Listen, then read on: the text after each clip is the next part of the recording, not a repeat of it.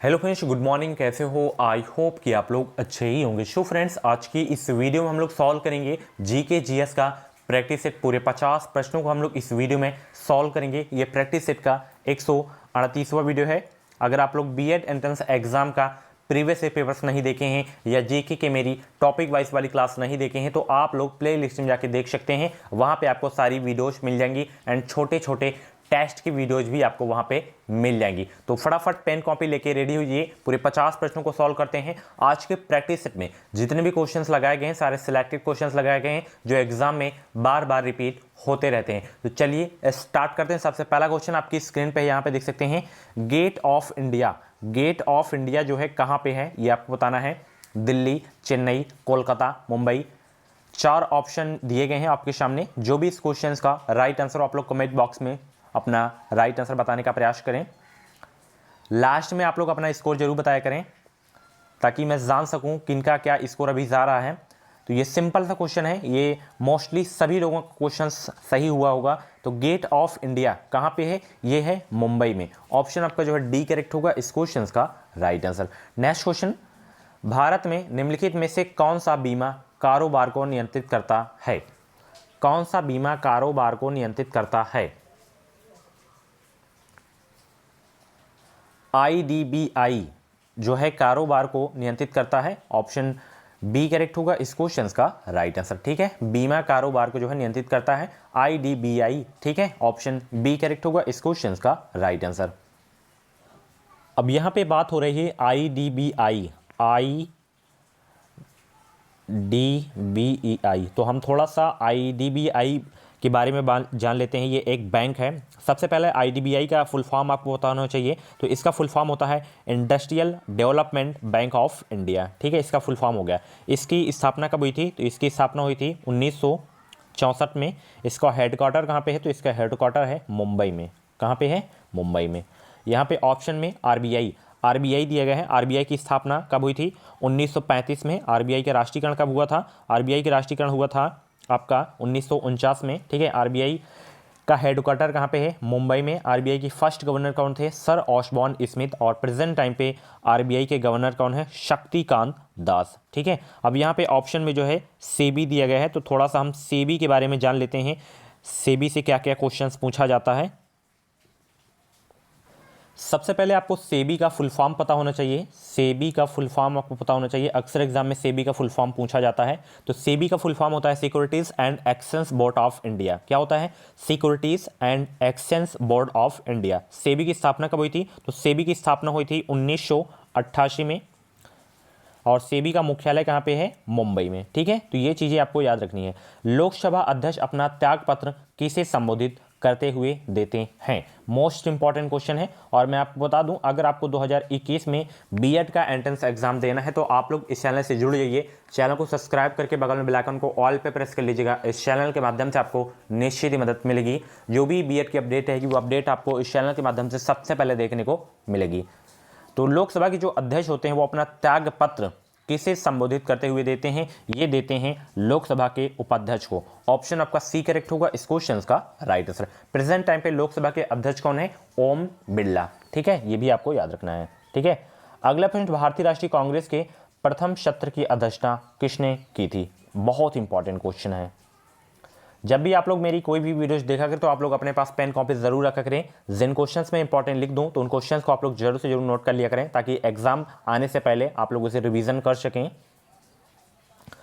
तो भारतीय राष्ट्रीय कांग्रेस के प्रथम सत्र की जो अध्यक्षता की गई थी वो की गई थी डब्ल्यू.सी. बनर्जी के द्वारा। ऑप्शन आपका सी करेक्ट होगा इस क्वेश्चन का राइट आंसर। और यहाँ पे एओ होम ये क्या है? कल ही मैं पोस्ट किया था इसके बारे में। ठीक है, तो आप लोग बताइए एओ होम क्या थे भारतीय राष्ट्रीय कांग्रेस के?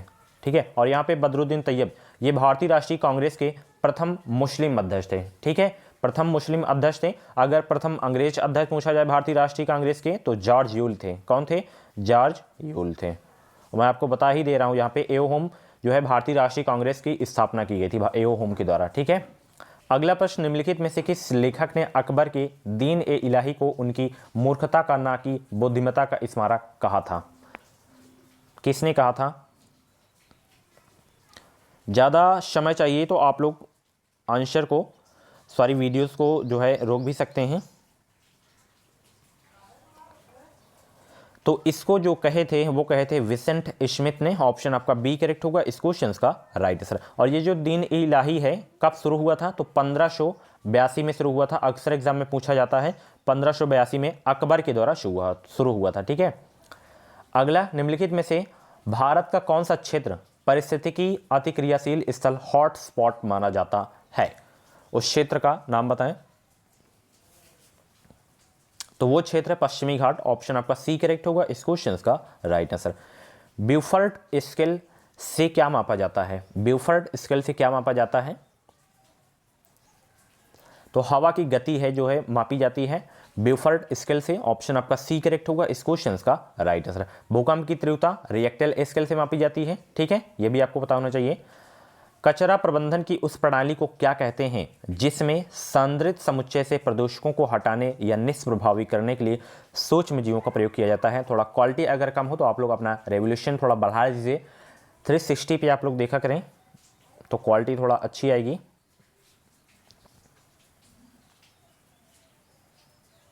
तो किसका प्रयोग किया जाता है? जैव उपचारीकरण का प्रयोग किया जाता है। ऑप्शन सी करेक्ट होगा इस क्वेश्चन का राइट आंसर। सूचना प्रौद्योगिकी नेटवर्किंग में निम्नलिखित युक्तियों की सूची में कौन सी युक्ति का प्रयोग भौतिक परत में होता है? तो वो युक्ति है जिसका प्रयोग होता है वो है रिपीटर। ऑप्शन आपका ए करेक्ट होगा इस क्वेश्चन का राइट आंसर। प्रकृति में पानी का सबसे शुद्ध रूप क्या है? बहुत इंपॉर्टेंट क्वेश्चन है, कॉमन क्वेश्चन है। तो प्रकृति में पानी का सबसे शुद्ध रूप क्या है? तो वह है वर्षा का जल जो होता है वो सबसे शुद्ध जल है। ऑप्शन आपका ए करेक्ट होगा इस क्वेश्चन का राइट आंसर। कई बार ये क्वेश्चन एग्जाम में पूछा गया है तो भूलना नहीं है, और ये आंसर आपको पता भी होगा पहले से ही। ठीक है, अगला प्रश्न, ऊर्जा का वह कौन सा स्रोत है जो सबसे कम भूमंडलीय तापमान बढ़ाता है? तो भूतापीय ऊर्जा जो है सबसे कम भूमंडलीय ताप बढ़ाता है। ऑप्शन आपका बी करेक्ट होगा इस क्वेश्चन का राइट आंसर। ठीक है, तारामंडल सप्तऋषि को पश्चिम निवासी किस नाम से जानते हैं? तो इसे जानते हैं बिग डीपर के नाम से। ऑप्शन आपका सी करेक्ट होगा इस क्वेश्चन का राइट आंसर। फ्रेंड्स, अगर आपको मेरी वीडियो हेल्पफुल लगा करे तो प्लीज़ वीडियो को लाइक ज़रूर कर दिया करें। आज का जो लाइक का टारगेट है वो है 200 का। अगर मेरी वीडियो हेल्पफुल लगा करे तो प्लीज़ वीडियो को लाइक ज़रूर कर दिया करें। ठीक है, ताकि मैं भी मोटिवेट हो सकूं और भी अच्छी ऐसे वीडियोज आप लोगों के लिए लाता रहूं। ब्रिज किसमें अपनाई जाने वाली तकनीक है? ब्रिज जो है किसमें अपनाई जाने वाली तकनीक है? ये जो है कुश्ती में अपनाई जाने वाली तकनीक है ब्रिज। ऑप्शन आपका बी करेक्ट होगा इस क्वेश्चन का राइट आंसर। निम्नलिखित में से किस पुस्तक को समाजवाद की बाइबिल कहते हैं? बहुत इंपॉर्टेंट क्वेश्चन है, समाजवाद की बाइबिल किसे कहते हैं? तो समाजवाद की जो है बाइबिल कहते हैं दास कैपिटल को। ऑप्शन आपका बी करेक्ट होगा इस क्वेश्चन का राइट आंसर। ठीक है, और दास कैपिटल पुस्तक की रचना किसके द्वारा की गई थी? कार्ल मार्क्स के द्वारा। किसके द्वारा? कार्ल मार्क्स के द्वारा। बहुत ही इंपॉर्टेंट पुस्तक है ये। तो कार्ल मार्क्स के द्वारा की गई थी दास कैपिटल पुस्तक की रचना। सन ज़्यादा नहीं पूछा जाता बट लिख लीजिए 1867 में की गई थी। ठीक है, मंदिरों का शहर किसे कहा जाता है? है ना इंटरेस्टिंग क्वेश्चन। मंदिरों का शहर किसे कहा जाता है? तो मंदिरों का शहर कहा जाता है मदुरई को। ऑप्शन आपका ए करेक्ट होगा इस क्वेश्चन का राइट आंसर। ठीक है, स्वर्ण जयंती शहरी योजना का मुख्य उद्देश्य किस प्रकार के रोजगार के अवसर उत्पन्न करना है? एक बार फिर से क्वेश्चन रिपीट कर रहा हूँ। स्वर्ण जयंती शहरी रोजगार योजना का मुख्य उद्देश्य किस प्रकार के रोजगार अवसर उत्पन्न करना है? तो किस प्रकार के रोजगार अवसर उत्पन्न करना है? शहरी क्षेत्रों में स्वरोजगार और मजदूरी रोजगार दोनों प्रकार के अवसर उत्पन्न करना है स्वर्ण जयंती शहरी रोजगार योजना का मुख्य उद्देश्य है। ऑप्शन आपका ए करेक्ट होगा इस क्वेश्चन का राइट आंसर। भारत में हरित क्रांति का जनक किसे कहा जाता है? हरित क्रांति के बारे में अगर आप लोग नहीं पढ़े हैं तो जाके इंडियन इकोनॉमी वाली मेरी क्लास देखिए, उसमें आपका सारा डाउट क्लियर हो जाएगा।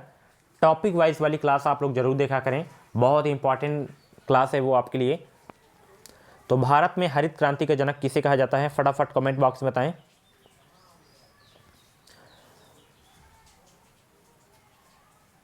तो नॉर्मल बोरलॉग को जो है कहा जाता है भारत में हरित क्रांति का जनक। ऑप्शन आपका बी करेक्ट होगा इस क्वेश्चन का राइट आंसर। ठीक है, बहुत इंपॉर्टेंट क्वेश्चन है आपके एग्जाम के लिए। ठीक है, मैं आपको बता दूं जैसे हरित क्रांति है इसकी शुरुआत कब हुई थी? तो इसकी शुरुआत हुई थी 1966 में।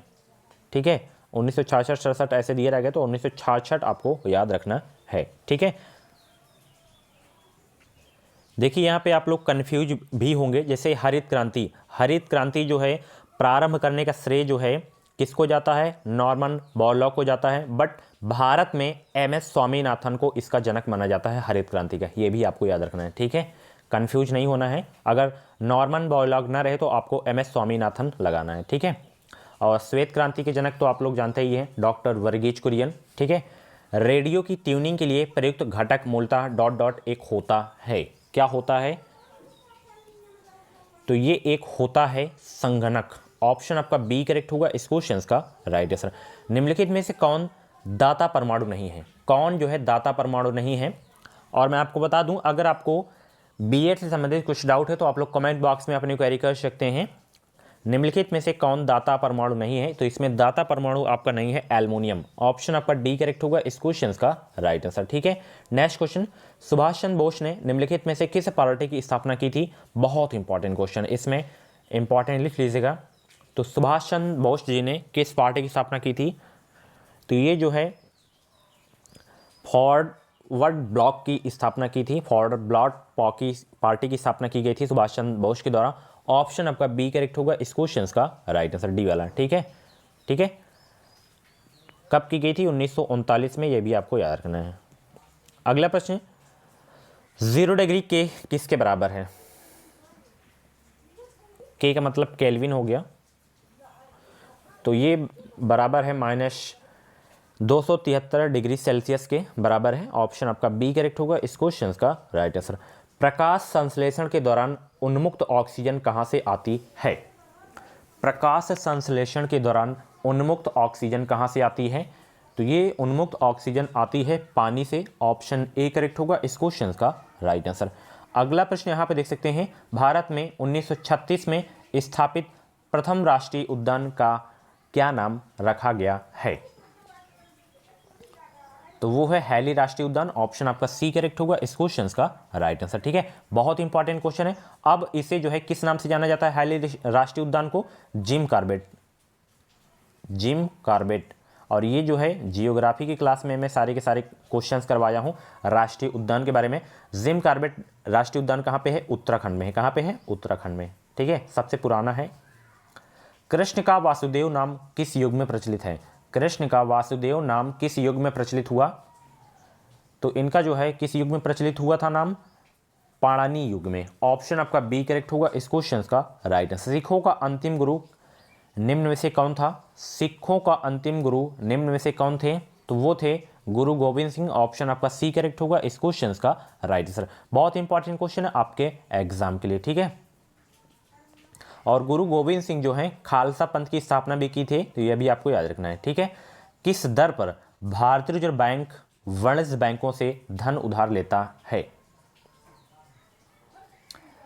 वो दर है रिवर्स रेपो रेट। ठीक है, ऑप्शन आपका सी करेक्ट होगा इस क्वेश्चन का राइट आंसर। ठीक है, नेक्स्ट क्वेश्चन, आपूर्ति वक्र के साथ साथ चलने को डॉट डॉट क्या कहते हैं, आपूर्ति वक्र के साथ साथ चलने को क्या कहते हैं, तो उसे कहते हैं आपूर्ति में विस्तार तथा संकुचन। ऑप्शन आपका डी करेक्ट होगा इस क्वेश्चन का राइट आंसर। भारत का उपराष्ट्रपति बनने के लिए न्यूनतम आयु कितनी होनी चाहिए, भारत का उपराष्ट्रपति बनने के लिए न्यूनतम आयु कितनी होनी चाहिए, तो न्यूनतम आयु होनी चाहिए 35 वर्ष। ऑप्शन आपका बी करेक्ट होगा इस क्वेश्चन का राइट आंसर। चाहे वो उपराष्ट्रपति हो, राष्ट्रपति हो, राज्यपाल हो, ठीक है, इनकी जो है न्यूनतम आयु 35 वर्ष होनी चाहिए। ठीक है, निम्नलिखित में से कौन सा न्यायिक आदेश उच्च न्यायालय तथा उच्चतम न्यायालय द्वारा किसी व्यक्ति को किसी सार्वजनिक कार्यालय पर अधिकार करने से रोकने के लिए जारी किया जा सकता है, क्या, फटाफट 29 क्वेश्चंस का राइट आंसर बताने का प्रयास करें। तो वो अधिकार जो है जारी किया जाता है वो है अधिकार परीक्षा। ऑप्शन आपका डी करेक्ट होगा इस क्वेश्चन का राइट आंसर। चंद्रगुप्त मौर्य का पुत्र कौन था, चंद्रगुप्त मौर्य का पुत्र कौन था, फटाफट बताएं, बहुत इंपॉर्टेंट क्वेश्चन है। तो चंद्रगुप्त मौर्य के जो पुत्र थे वो थे बिंदुसार। ऑप्शन आपका बी ए करेक्ट होगा इस क्वेश्चन का राइट आंसर। भारत में तुगलक वंश के बाद कौन सा शासन में आया, कौन सा वंश जो है शासन में आया तुगलक वंश के बाद,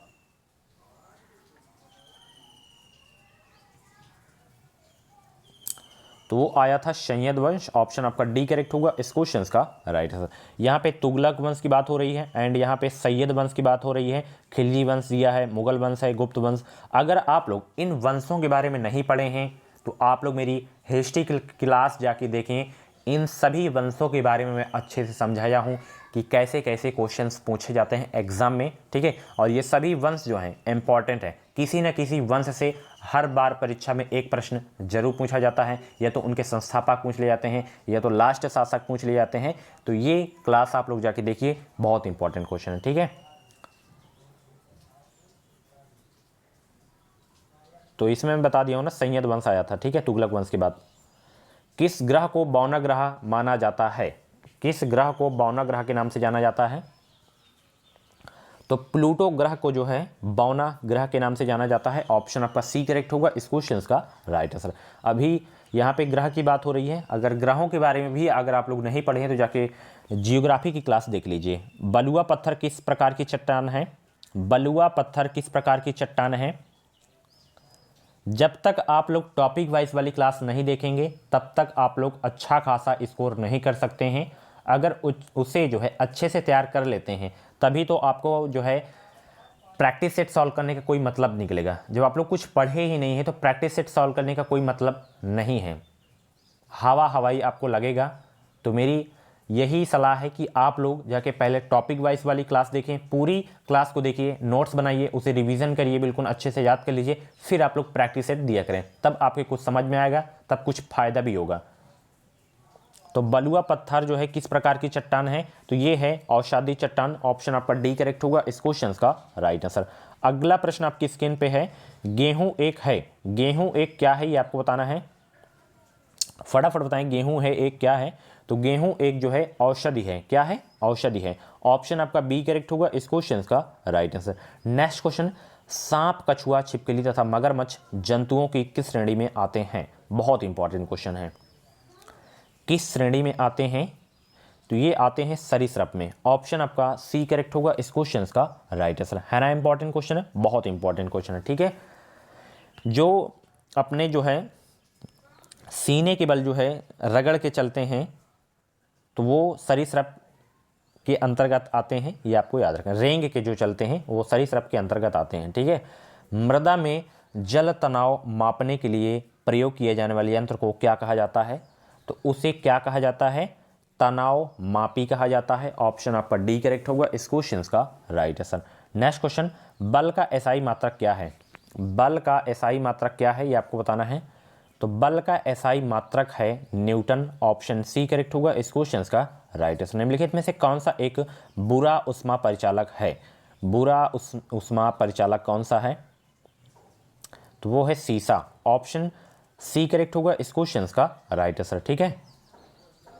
निम्नलिखित में से कौन कंप्यूटर में स्थायी रूप से डाटा संचित करता है? कंप्यूटर का मोस्ट इंपॉर्टेंट क्वेश्चन है ये। तो कंप्यूटर में स्थायी रूप से डाटा जो संचित करता है वो संचित करता है रोम, ऑप्शन आपका डी करेक्ट होगा इस क्वेश्चन का राइट आंसर, ठीक है। रैम रोम का फुल फॉर्म आप कमेंट बॉक्स में बताइए, बहुत ही सिंपल है, रैम के बताया ही हूँ, रोम को भी आपको पता होगा, ठीक है। तो इन दोनों का फुल फॉर्म कमेंट बॉक्स में बताएं। जंग लगना किसका उदाहरण है?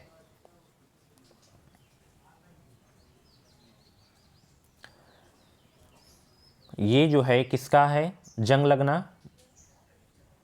ये है रेडॉक्स अभिक्रिया यानी कि ऑक्सीकरण और अपचयन का उदाहरण, ऑप्शन सी करेक्ट होगा इस क्वेश्चन का राइट आंसर। निम्नलिखित में से कौन सा एक धनायन नहीं है? कौन सा एक धनायन नहीं है ये आपको बताना है। तो इसमें सल्फेट ऑयन जो है एक धनायन नहीं है, ऑप्शन आपका सी करेक्ट होगा इस क्वेश्चन का राइट आंसर। निम्नलिखित में से कौन सा एक धूम कोहरे का घटक नहीं है? धूम कोहरे का घटक कौन सा नहीं है? तो धूम कोहरे का एक जो घटक नहीं है वो है क्लोरीन ऑक्साइड, ऑप्शन आपका डी करेक्ट होगा इस क्वेश्चन का राइट आंसर। नीति आयोग का निर्माण निम्नलिखित में से किस संस्था के स्थान पर किया गया है? और ये क्लास अभी नहीं हुई है बट इसके बारे में बताया हूँ मैं, ठीक है। अगर मेरी जो है आप लोग डेली वीडियोस देखते होंगे तो ये आपको चीज़ें पता होंगी कि नीति आयोग का निर्माण किस संस्था के स्थान पर किया गया था। तो ये जो है योजना आयोग के स्थान पर नीति आयोग का निर्माण किया गया था? ऑप्शन आपका ए करेक्ट होगा इस क्वेश्चन का राइट आंसर। कब निर्माण किया गया था नीति आयोग का? तो 1 जनवरी 2015 को नीति आयोग की स्थापना की गई थी, ठीक है, योजना आयोग के स्थान पर, ठीक है। यहाँ पे योजना आयोग दिया गया है, तो योजना आयोग के बारे में भी आपको मैं कई बार बताया हूँ। तो योजना आयोग के बारे में अगर आपको नहीं पता है, मैं आपको बता दे रहा हूँ यहाँ पे कि योजना आयोग की स्थापना कब हुई थी, योजना आयोग के प्रथम जो है अध्यक्ष कौन थे, ठीक है। तो योजना आयोग की जो स्थापना हुई थी वो हुई थी 1950 को, ठीक है। तो इसके जो अध्यक्ष हुआ करते हैं वो प्रेजेंट टाइम पे जो प्राइम मिनिस्टर होते हैं वही होते हैं, ठीक है। तो इसके यानी कि योजना आयोग के जो प्रथम अध्यक्ष थे वो थे गुलजारी लाल नंदा, ठीक है, ये आपको याद रखना है। और प्रेजेंट टाइम पे नरेंद्र मोदी जी हैं नीति आयोग के अध्यक्ष। पहली काम करने वाली लेजर का आविष्कार किसने किया था? पहली काम करने वाली लेजर का आविष्कार किसने किया था? इसका आविष्कार किया गया था TH मैमन के द्वारा। ऑप्शन आपका सी करेक्ट होगा इस क्वेश्चन का राइट आंसर। निम्नलिखित में से किस मैदान में पहली बार 9 नवंबर 2016 को भारत बनाम इंग्लैंड टेस्ट मैच का आयोजन किया गया था? उस मैदान का नाम बताएं। तो वो मैदान है Saurashtra cricket association stadium Rajkot. Option आपका बी करेक्ट होगा इस क्वेश्चन का राइट आंसर। निम्नलिखित का मिलान करना है आपको। यहाँ पे कुछ कलाकार और कला के नाम दिए गए हैं, कौन किससे सही मैच कर रहा है ये आपको बताना है। गौरी शंकर देवीलाल कथक के रूप में प्रसिद्ध हैं, ठीक है। हरिप्रसाद चौरसिया ये एक क्या है? बांसुरी वादक हैं। क्या है? बांसुरी वादक। ए का सी में जा रहा है, सॉरी 1 का ए सी में जा रहा है एंड दूसरा का ए में जा रहा है। तो यहाँ पे देखिए 1 का सी किस में है? इसमें है एंड इसमें है, इस तो दोनों छोड़ दीजिए। 1 का सी 2 का ए, तो आपका ये वाला सही हो जाएगा। 3 का बी है, यानी कि FM हुसैन चित्रकला के रूप में प्रसिद्ध हैं, जाकिर हुसैन तबला के रूप में प्रसिद्ध हैं, ठीक है। तो अच्छे से आप लोग इसको अलग अलग लिख लीजिएगा, ठीक है, ताकि आप लोग याद कर सकें। अगला प्रश्न, किस एकमात्र भारतीय क्रिकेट खिलाड़ी को 3 बार पॉली उमरीगर पुरस्कार से सम्मानित किया गया है? उस क्रिकेटर का नाम बताएं जिसे 3 बार पॉली उमरीगर पुरस्कार से सम्मानित किया गया है। तो वो क्रिकेटर है विराट कोहली। ऑप्शन आपका सी करेक्ट होगा इस क्वेश्चन का राइट आंसर। दी सेल आउट नामक पुस्तक के लेखक कौन है? दी सेल आउट नामक पुस्तक के लेखक हैं पॉल बेटी। ऑप्शन आपका ए करेक्ट होगा इस क्वेश्चन का राइट आंसर। किस देश को दिसंबर 2016 में संयुक्त राष्ट्र अमेरिका का सबसे प्रमुख रक्षा सहयोगी घोषित किया था? ऑप्शन देख लीजिए यहाँ पे, Canada, Israel, Bharat, United kingdom. तो वो देश है अपना देश भारत। ऑप्शन आपका सी करेक्ट होगा इस क्वेश्चन का राइट आंसर, ठीक है। भारत को जो है दिसंबर 2016 में संयुक्त राष्ट्र अमेरिका का सबसे प्रमुख रक्षा सहयोगी घोषित किया गया था। अगला प्रश्न जो कि इस वीडियो का लास्ट प्रश्न है कि भारत ने किस देश के साथ 2016 में अपना 7वां विदेशी संस्करण एक्वेरिन अभ्यास काठमांडू में किया था? किस देश के साथ? तो ये किया गया था मालदीव देश के साथ। ऑप्शन आपका सी करेक्ट होगा इस क्वेश्चन का राइट आंसर। सो फ्रेंड्स, ये थे जीके जीएस के top 50 questions. Same to same ऐसे ही क्वेश्चंस आपके एग्जाम में आते हैं और इस प्रैक्टिस सेट के से आपको जो है 100% क्वेश्चंस आपके एग्जाम में देखने को मिलेंगे। आपका 50 में से कितना स्कोर गया, कमेंट बॉक्स में अपना नाम स्कोर जरूर बताया करें, ठीक है। और ऐसी ही वीडियोस अगर आपको और भी देखनी है तो प्ले लिस्ट में जाके देख सकते हैं, वहाँ पे आपको सारी क्लासेस एक साथ मिल जाएंगी। ये वीडियो आपको कैसा लगा कमेंट बॉक्स में जरूर अपनी राय जरूर दिया करें। और चैनल से अभी तक आप लोग नहीं जुड़े हैं तो चैनल को सब्सक्राइब करके बगल में बेल आइकन को ऑल पे प्रेस कर लीजिएगा। इस चैनल के माध्यम से आपको निश्चित ही मदद मिलेगी। और आज का लाइक का टारगेट ध्यान रखना 200। मुझे पूरी उम्मीद है कि आज आप लोग 200 प्लस जरूर लाइक करेंगे। और इसके बावजूद अगर आपके मन में कुछ डाउट है तो कमेंट बॉक्स में अपनी क्वेरी कर सकते हैं। उसमें अगर आपको सही से रिप्लाई नहीं मिला है तो आप लोग व्हाट्सएप नंबर पर भी इन्फॉर्मेशन ले सकते हैं। 7905632533 पे आप लोग मैसेज कर सकते हैं। Thank you.